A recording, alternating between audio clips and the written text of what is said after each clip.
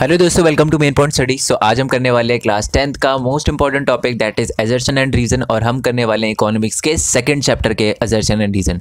Chapter number 1 में upload कर चुका हूँ, पहले उसके असर्शन एंड रीजन अपलोड कर चुका हूँ, ठीक है। एंड मैं आपके हिस्ट्री के असर्शन एंड रीजन और सिविक्स के असर्शन एंड रीजन, जियो के असर्शन एंड रीजन सारे अपलोड कर चुका हूँ, ठीक है। क्योंकि एक एक मार्क्स बहुत ज़्यादा इंपॉर्टेंट है दोस्तों, और मैं नहीं चाहता कि एक भी मार्क्स आपका छूटे, इसलिए मैं असर्शन एंड रीजन की भी वीडियो बना रहा हूँ, प्रैक्टिस क्वेश्चन भी दे रहा हूँ जिससे आपको क्लियर हो। ओके तो चलो जी, बिना टाइम वेस्ट करें हम शुरू कर देते हैं। तो हमारा पहला क्वेश्चन है कि देयर आर, मतलब असर्शन दे रखा है, रीज़न दे रखा है, आपको पता ही है क्या तरीका होता है। असर्शन करना है, पहले रीड, अगर सही है तो फिर रीज़न करना है, फिर देखना है कि रीज़न का असर्शन से कोई लेना देना है या नहीं है। आपको जब मैं करूँगा तभी पता चलेगा। तो पहला देखते हैं, असर्शन लिखा हुआ है कि there are several goods and services that the society needs, however the private sector does not produce all of them. ठीक है, इसका मतलब क्या है? इसका मतलब है कि बहुत सारी गुड्स और सर्विसेज ऐसी होती है जो कि सोसाइटी को ज़रूरत होती है, बट प्राइवेट सेक्टर उन चीज़ों को नहीं बनाता। क्या ये बात सही है? ये बात बिल्कुल सही है, क्योंकि जो प्राइवेट सेक्टर होता है उसको अपने पैसे से मतलब होता है। जो चीज़ ज़्यादा पैसे में बिकती है, जिसमें ज़्यादा प्रॉफिट होता है, वही प्राइवेट सेक्टर बनाता है, ठीक है। उनको सस्ती चीज़ों से या जो लोग ज़्यादा, मतलब जो चीज़ ज़्यादा वेलफेयर करे, उससे कोई लेना देना नहीं, पैसे से मतलब है।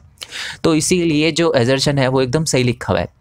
और अब रीज़न पढ़ते हैं। Private sector is profit driven, यानी प्रॉफिट के मोटिव से ही काम करता है प्राइवेट सेक्टर। क्या ये लाइन सही लिखी हुई है? ये लाइन भी एकदम सही लिखी हुई है, यानी असर्शन भी सही है, रीज़न भी सही है। अब ये चेक करो कि रीज़न का असर्शन से कोई लेना देना है? बिल्कुल लेना देना है। जो प्राइवेट सेक्टर है वो गुड्स और सारी गुड्स और सर्विसेज प्रोड्यूस नहीं करता, क्योंकि वो प्रॉफिट ड्रिवन होता है। उसे अपना प्रॉफिट देखना होता है, जिस चीज़ में ज़्यादा प्रॉफिट होता है वो वही बनाता है, ठीक है।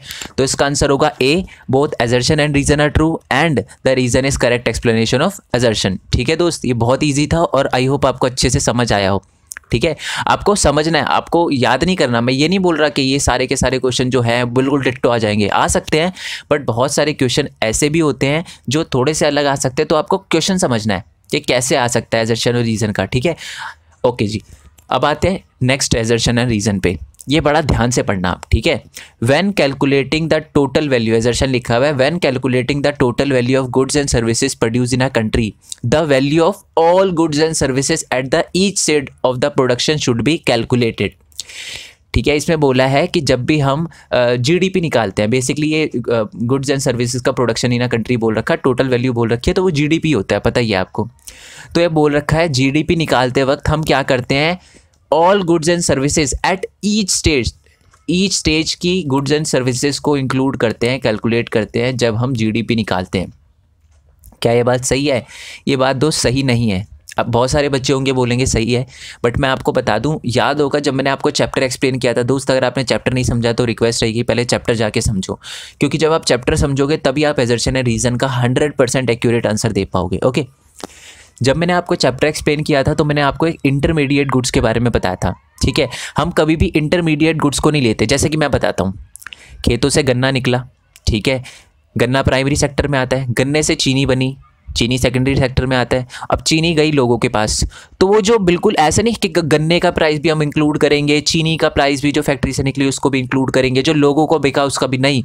हम ये है तो गन्ना ही, चीनी भी गन्ना है, जो बिक रहा है वो भी गन्ना है, तो ऑलमोस्ट हम फाइनल कॉस्ट के जो लोगों के पास कितने रुपए में बिक रहा है उसी को इंक्लूड करते हैं, ठीक है। ऐसा नहीं है कि प्राइमरी स्टेज में वो गन्ना कितने का है जी, 400 रुपए का, तो उसको भी इंक्लूड करो। चीनी बन गई कितने की, 250 रुपए की, उसको ऐसे नहीं करते हम फाइनल गुड्स को इंक्लूड करते हैं। तो असर्शन इस बार गलत लिखा हुआ है।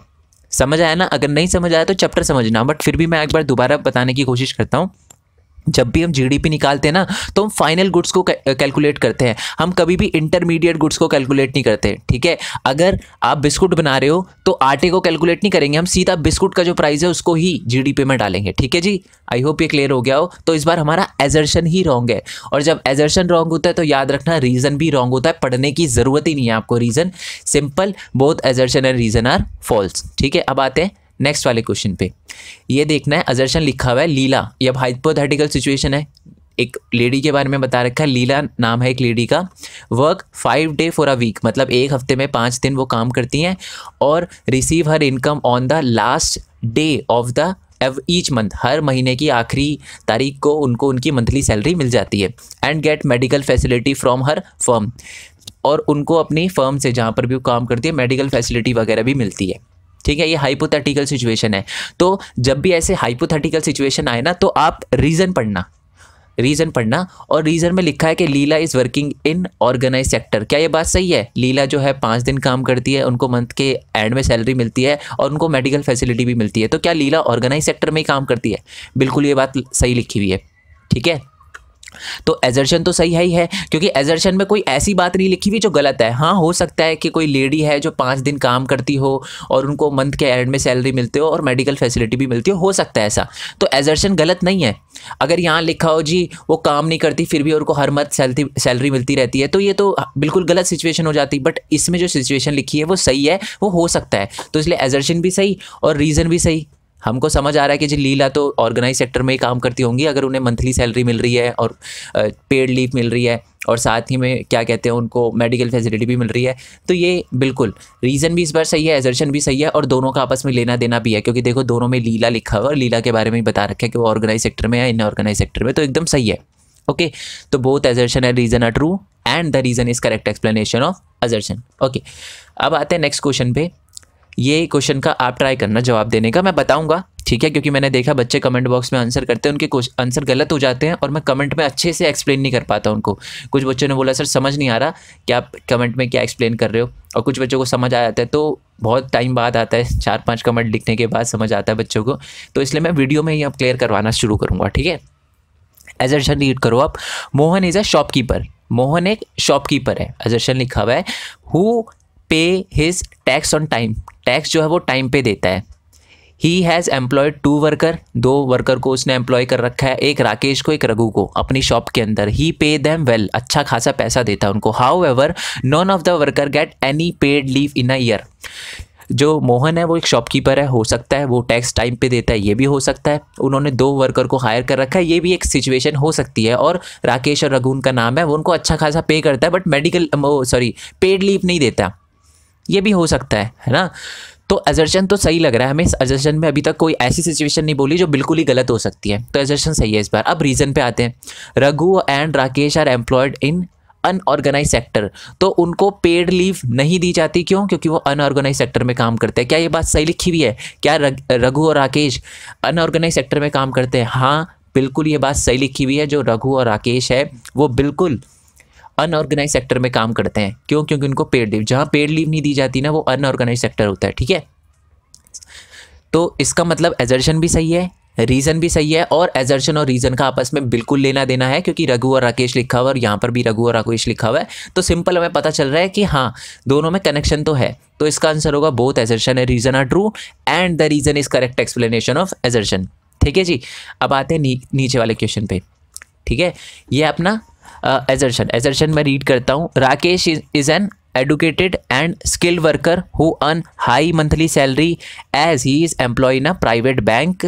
He works in organized sector. तो एक राकेश है बंदा, वो पढ़ा लिखा है, स्किल्ड वर्कर है, वो अच्छी खासी सैलरी मिलती है, मंथली सैलरी मिलती है उसे, और वो बैंक में काम करता है, ठीक है, और वो ऑर्गेनाइज सेक्टर है। क्या ये बात सही लिखी हुई है?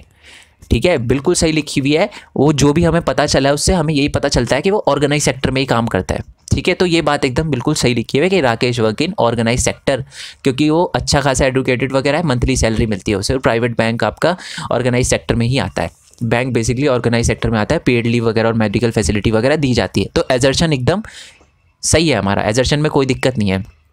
अब यहाँ पर आते हैं रीज़न पे। All service sector in India are growing extremely well and each individual engage in any kind of tertiary activity earn high income.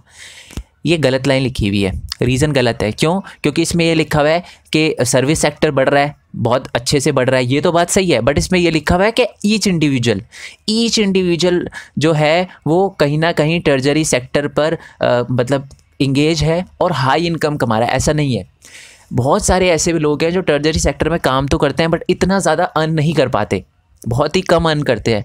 जैसे कि आप एग्जांपल ले सकते हो कॉल सेंटर वाले, अगर आप जानते हो तो इतना अच्छा खासा अर्न नहीं कर पाते। वो 20,000 15,000 और 10,000 ऐसा अर्न कर पाते हैं। वो बहुत ज़्यादा नहीं है वो, ठीक है, बट इतना कम भी नहीं है, बट वो अर्न कर पाते हैं। तो हाई इनकम वाली लाइन तो गलत लिखी हुई है, और इसमें लिखा हुआ है each individual.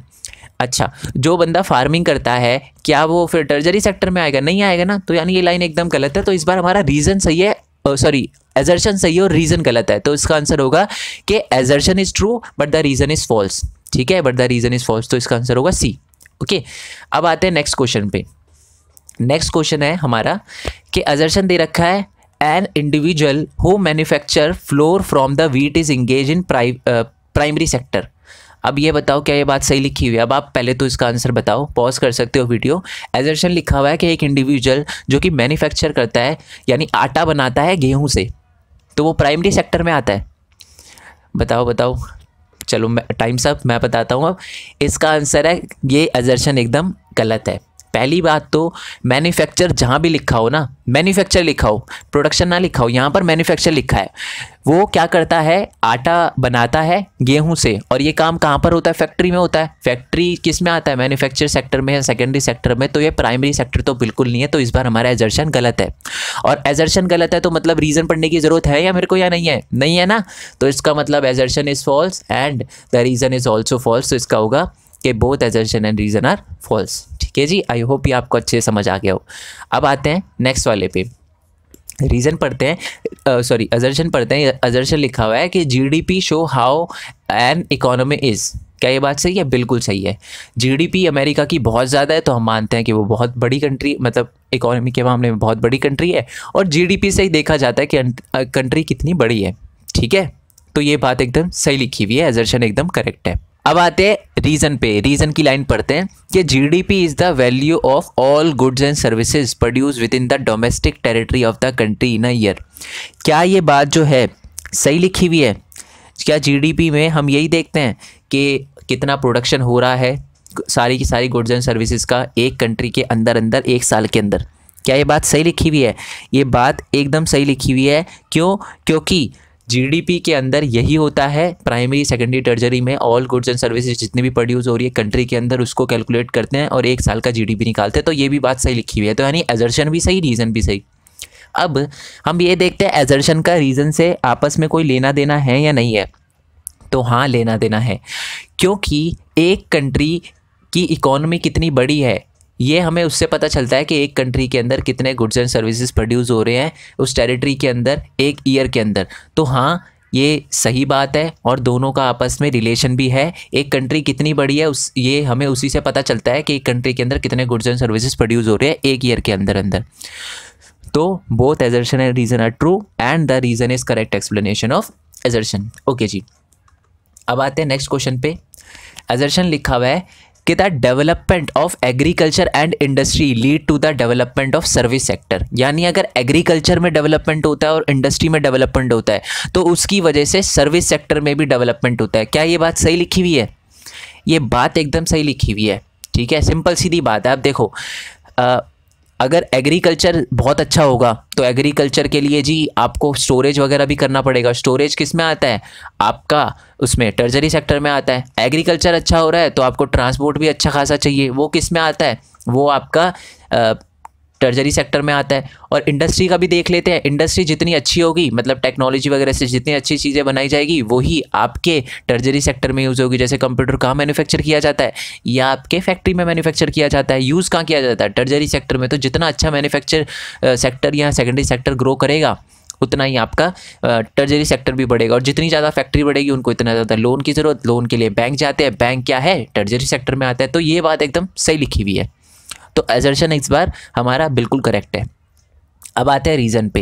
As the primary and secondary sector develops the demand of transport, storage, structure, bank, ये इंफ्रास्ट्रक्चर लिखा होगा, इंफ्रास्ट्रक्चर स्टोरेज स्ट्रक्चर है वो, और बैंक, इंश्योरेंस एटसेट्रा इंक्रीज। क्या ये बात सही लिखी हुई है? बिल्कुल ये बात सही लिखी हुई है। जैसे हमारा प्राइमरी और सेकेंडरी सेक्टर बढ़ता है तो ट्रांसपोर्ट, स्टोरेज, स्ट्रक्चर और बैंक और इंश्योरेंस की फैसिलिटी भी बढ़ती है। तो रीज़न भी सही लिखा हुआ है। तो एजर्शन भी सही, रीज़न भी सही। अब ये देखो कि रीज़न का एजर्शन से कोई लेना देना है? बिल्कुल लेना देना है, 101% लेना देना है। क्यों? क्योंकि मैंने आपको यही तो बोला था कि एग्रीकल्चर जब बढ़ता है तो जी स्टोरेज फैसिलिटी और ट्रांसपोर्ट बढ़ता है। ठीक है, और इंडस्ट्री में भी इंश्योरेंस वगैरह, बैंक वगैरह बढ़ता है। तो हाँ, दोनों का आपस में कोई लेना देना है। तो इसलिए both assertion and reason are true and the reason is correct explanation of assertion. ठीक है जी, आई होप ये आपको अच्छे से क्लियर हो गया हो। अब आते हैं जी नेक्स्ट क्वेश्चन पे। तो हमारा नेक्स्ट क्वेश्चन जो लिखा हुआ है वो ये लिखा हुआ है कि जो रिलायंस है, Reliance industry is a privately owned firm.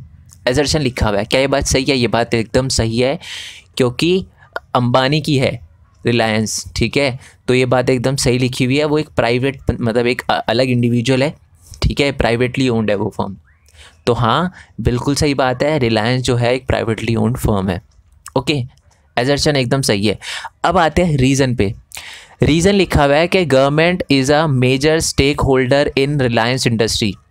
ज़्यादातर जो शेयर हैं, शेयर का मतलब पार्ट, मतलब एक तरह से कह सकते हो आप कि ज़्यादातर जो रिलायंस कंपनी है ना उस पर कंट्रोल गवर्नमेंट का है। क्या ये बात सही है? ये बात एकदम गलत है, ठीक है। वैसे मैं आपकी नॉलेज के लिए बता दूं, इसका कोई लेना देना नहीं है, ऑल्दो आपकी 10th से भी कोई लेना देना नहीं है, बट अभी तक इंडिया में जितनी भी कंपनी है ना, गवर्नमेंट से ज़्यादा भी शेयर किसका है पता है? आप जानते हो, वो है टाटा इंडस्ट्री। हर कंपनी में कुछ ना कुछ शेयर खरीद रखे हैं, बहुत सारी कंपनी ऐसी है जिसमें टाटा ने शेयर खरीद रखे हैं, तो गवर्नमेंट से ज़्यादा शेयर खरीद रखे हैं, सोचो। तो अभी तक वो तो मैंने ये एक्स्ट्रा बात बताई है, ठीक है, बट अभी तक हमें समझ आया कि एजर्शन तो ट्रू है बट रीज़न फॉल्स है। तो इसका आंसर होगा assertion is true but the reason is false. क्यों फॉल्स? क्यों? क्योंकि जो गवर्नमेंट है, गवर्नमेंट ने रिलायंस इंडस्ट्री के अंदर स्टेक होल्डर नहीं है वो, ना ही शेयर खरीद रखे हैं, ठीक है। कम ज़्यादा तो अलग बात होती है, खरीद ही नहीं रखे। अब आते हैं नीचे, ठीक है। एजर्शन लिखा हुआ है कि in India over 40 years between 73 to 74 to 2013 to 14, मतलब इन 40 सालों में, ठीक है, इन 40 सालों के बीच की बात हो रही है। Production in all the 3 sector has increase, it has increase in the most in the टर्जरी sector, increase the most in टर्जरी sector. इसका मतलब है कि हमारे इन 40 सालों में जो प्रोडक्शन है हमारे जीडीपी का या तीनों सेक्टर का वो बढ़ा है, बट सबसे ज़्यादा टर्जरी सेक्टर का बढ़ा है। क्या ये बात सही है? ये बात एकदम सही है। मैंने आपको ग्राफ वगैरह से दिखाया था, चैप्टर 2 में एक्सप्लेन करा था ना अच्छे से, कि सबसे ज़्यादा टर्जरी सेक्टर हमारा इंप्रूव हुआ है, इंक्रीज़ हुआ है जीडीपी के अंदर, उसका शेयर सबसे ज़्यादा इंक्रीज़ हुआ है। अब रीज़न पढ़ते हैं।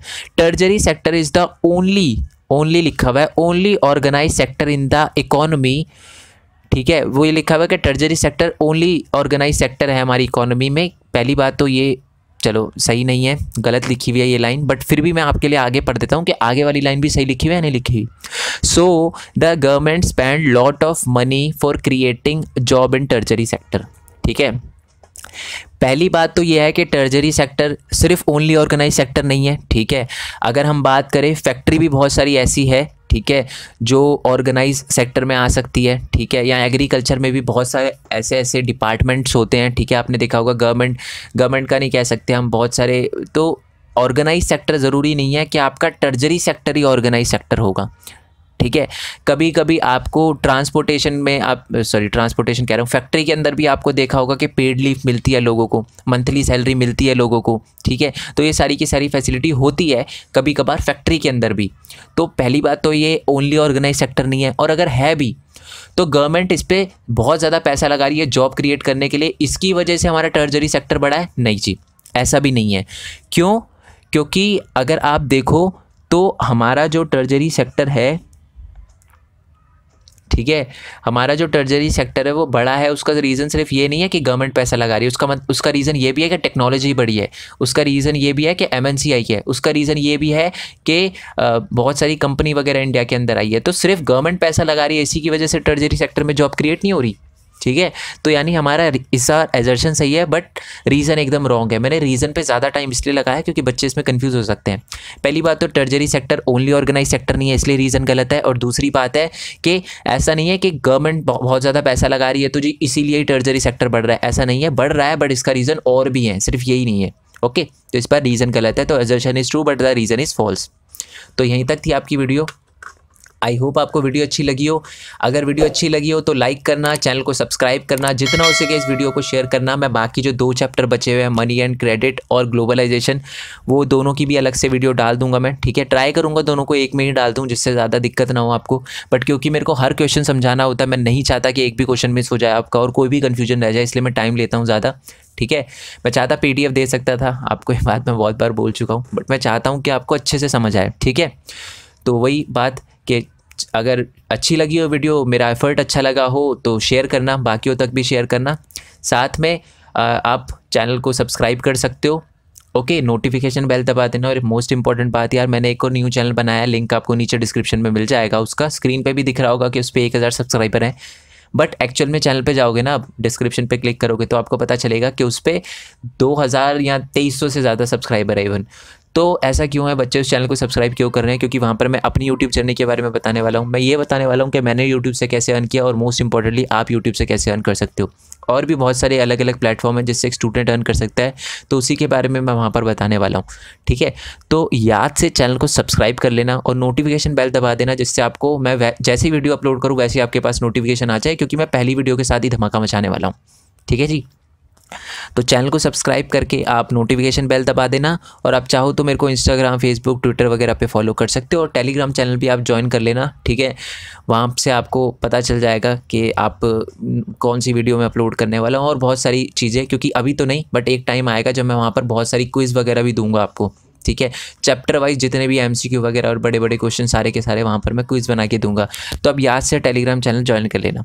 ठीक है, फ्री है, कोई पे नहीं है, डरो मत, कोई पे नहीं है, एकदम फ्री है वो। ठीक है, मेन पॉइंट स्टडी पे सब कुछ फ्री है। ओके, बाकी नेक्स्ट वीडियो के लिए स्टे ट्यून। तब तक के लिए थैंक यू सो मच। जय हिंद, जय भारत, वंदे मातरम, and thanks for your support.